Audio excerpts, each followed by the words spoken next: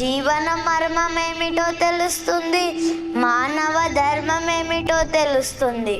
బురదలో నుంచి లేచి కమలం వికసించే మార్గం తెలుస్తుంది. ఇక ఈ యాత్ర పేరు Mahabharatam.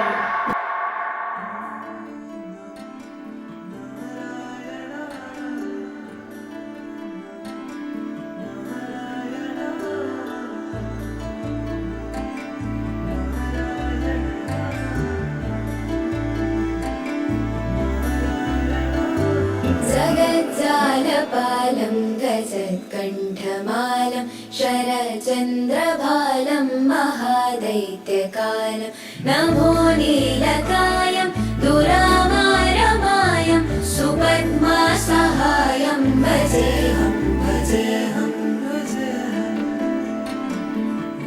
Here Krishna is not a god to Arjuna, just not a god, but a great teacher to Arjuna.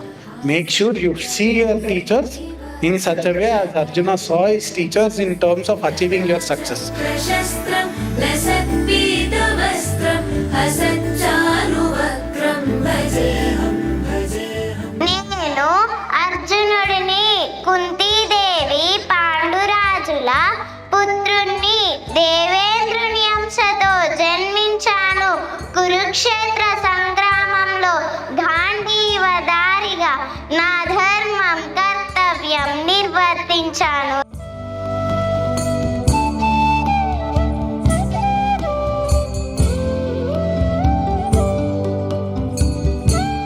అందరిలో ఉండేది ఆత్మ ఒక్కటే కనుక ఒకరిని ద్వేషించడం అనేది తనను తానే ద్వేషించుకోవడమే అవుతుంది. ప్రయత్నం ఎప్పటికీ వృధా కాదు. వైఫల్యం శాశ్వతంగా ఉండదు. కొన్నిసార్లు చిన్న ప్రయత్నం నిన్ను ఉన్నంత స్థాయిని కల్పిస్తుంది.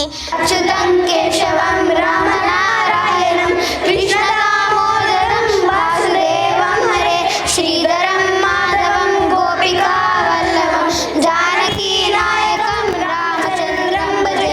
అయితే భగవద్గీతలో మొదటి శ్లోకం మనని హౌ ఆర్ యు అని ప్రశ్నిస్తుందా? దీనికి మీ జవాబేమిటి?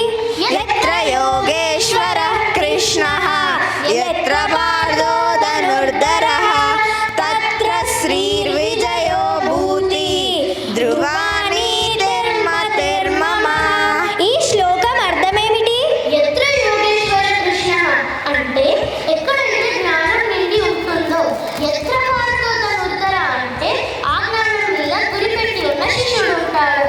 తత్ర శ్రీర్విజయో భూతి అంటే ఎక్కడైతే విజయం కలుగుతుందో, ధ్రువాణి ధర్మ అంటే నీతి నియమాలకు వర్తిల్లుతాడు. అయ్యిందేదో మంచికే అయ్యింది, అవుతుందేదో అది మంచికే అవుతుంది, అవ్వబోయేదేదో కూడా మంచికే అవుతుంది.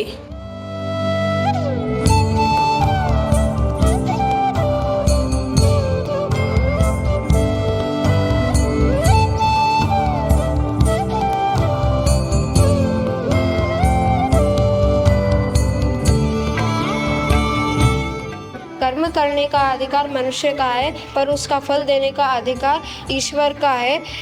फल की चाहत से कभी भी कर्म नहीं करना चाहिए, वह ना कर्म करने की भी प्रवृत्ति नहीं रहनी चाहिए.